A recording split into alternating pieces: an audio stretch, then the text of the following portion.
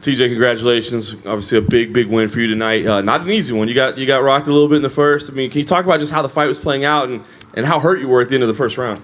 Yeah, man. I conditioned my chin. He's fast. He was ready for those leg kicks coming in, and every time I was setting up my kicks, he's avoiding them. I almost did too much setting up. They knew what I was doing. Had to change that up in the second.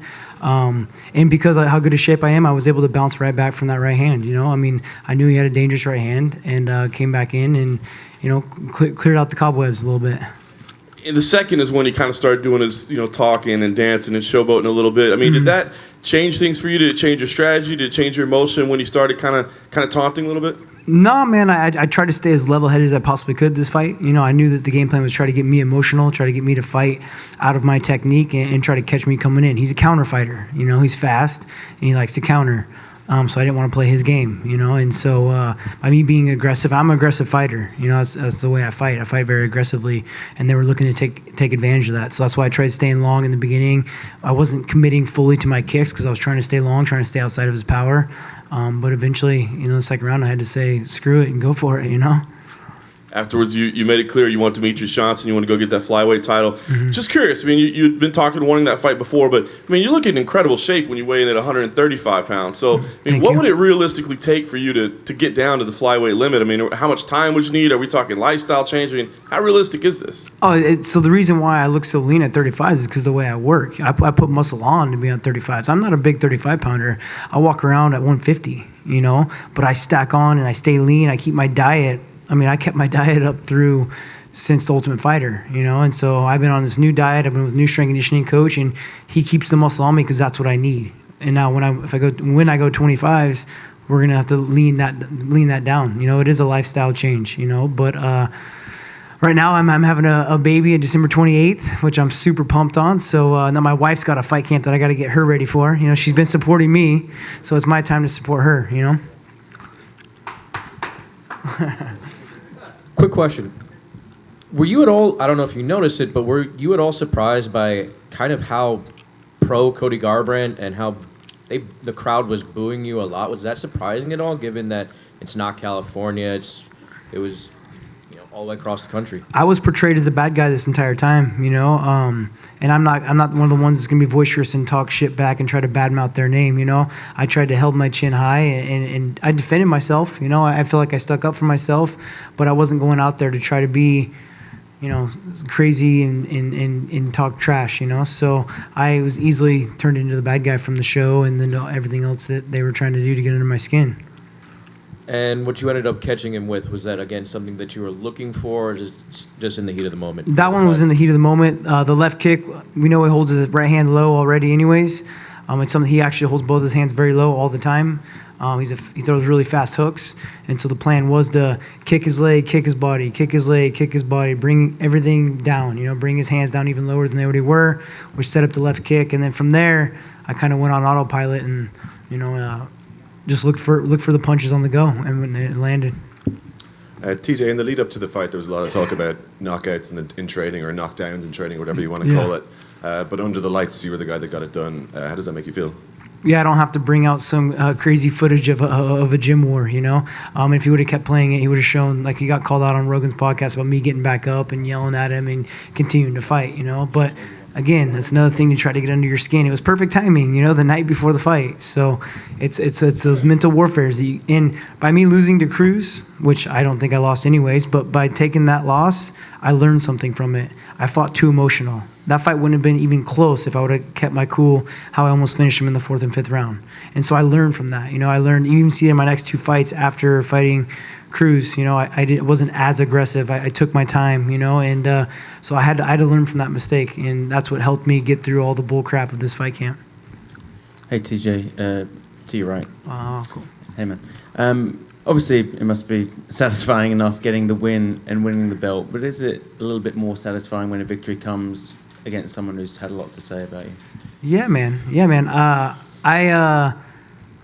I was practicing to be tough. I wasn't talking to be tough. You know what I mean? Like, I didn't have to build my confidence up by talking trash.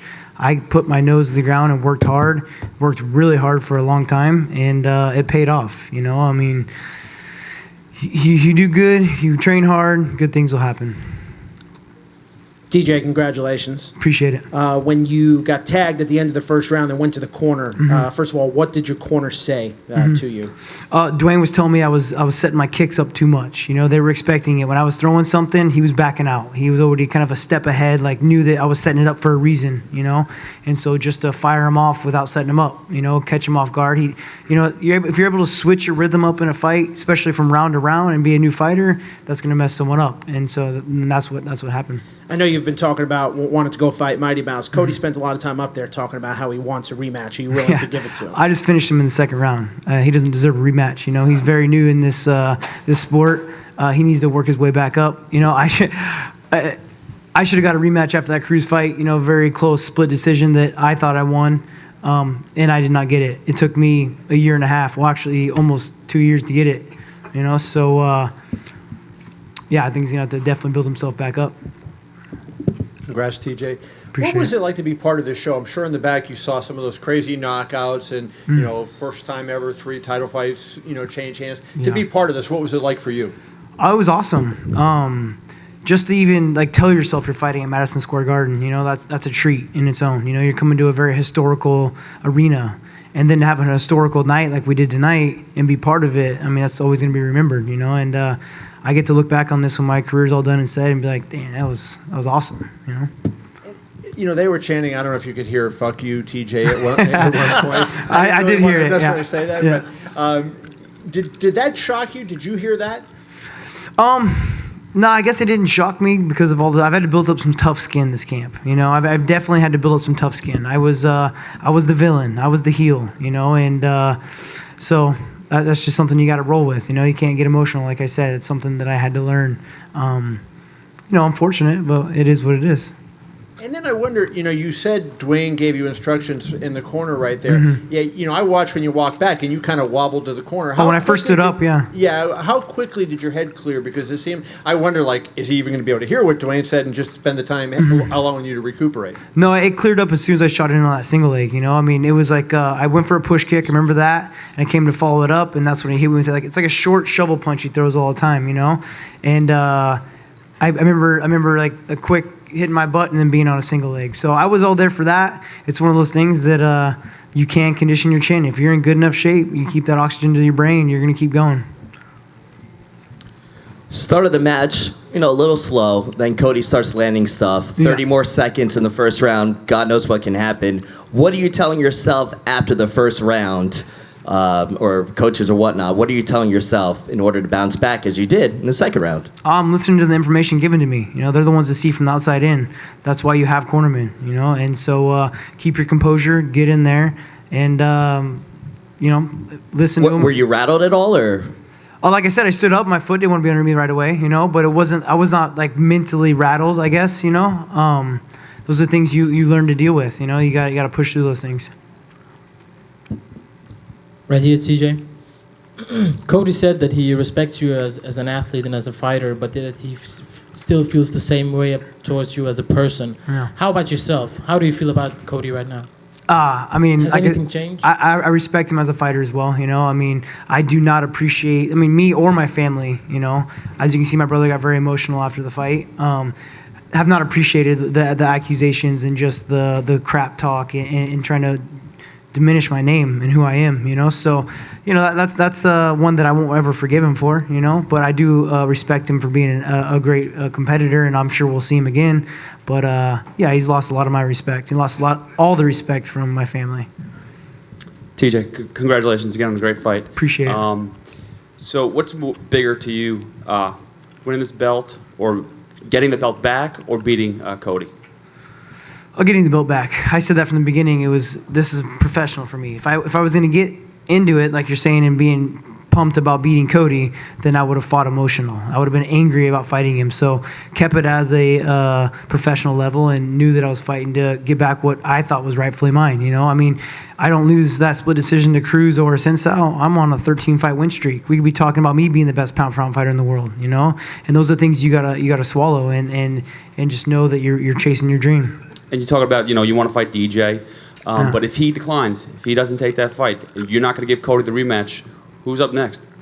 We'll see what happens with Dominic Cruz and Rivera. You know, it's a tough fight. You know, I think Cruz got his hands full with that fight. But Demetrius can't run from this one. This one's too big. He broke his record. He got to pat himself and break his record. Now let's make some money. He's talking about how he wants those 7-figure fights. Well, this is it. Step up, be a man of your word, and let's get this fight going. You know, he's a very cerebral fighter. He's smart. You know, him and his coach. So I know it's a very tough fight against me. Over here. At the end of that first round, how aware were you of the clock, and how much were you thinking about surviving that bell? No, I wasn't. I remember hearing the 10-second before that all happened, but it wasn't like survive the round. It was just continued fight. You know, I mean, you can't think about survival. You got to fight. You know, if you're thinking about survival, you're getting finished. It did seem like after the fight there was an incident between Cody and Dwayne. Do you have any idea what happened there at all? No, it was my brother.